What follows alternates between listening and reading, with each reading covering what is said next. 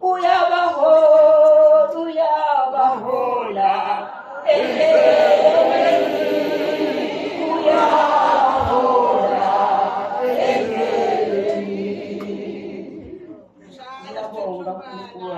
ngiyabonga Nkosi Jesu.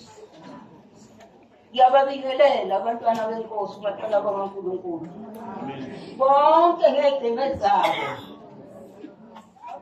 Ngiyabonga ngalo mfowethu, ngibongela lo mfowethu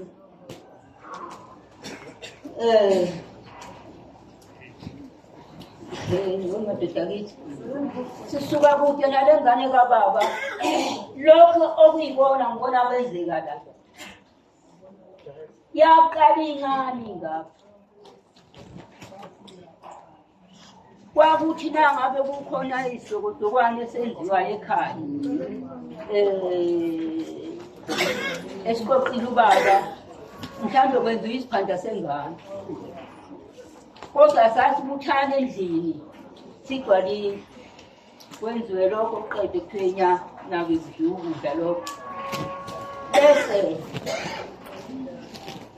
ememeza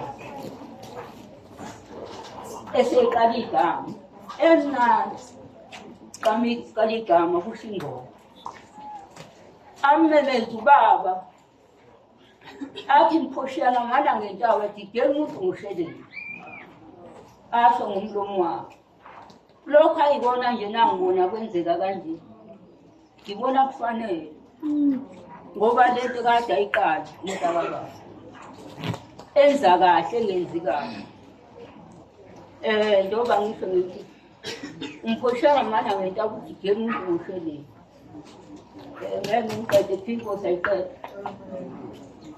Ngiyabonga abantwana bakaNkulunkulu lokho enikwenzile.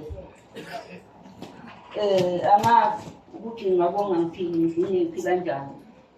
Ngiyambongela umntakama ngifika la ngizombona ngabona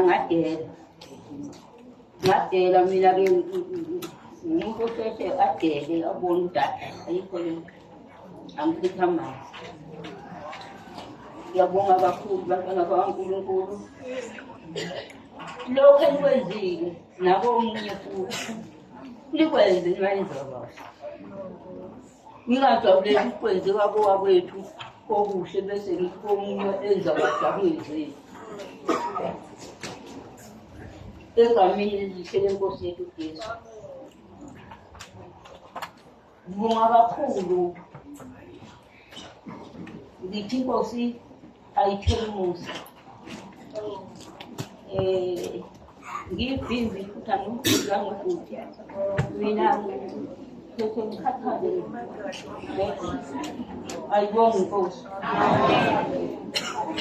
Siyabonga udadewabo bomdala. Sekhabazela sicela uze ngaphambili ize naye ngaphambili ukhabazela uhlalo waseMkwemboni usondele la uTmathula nethimba lakho uze la ngaphambili.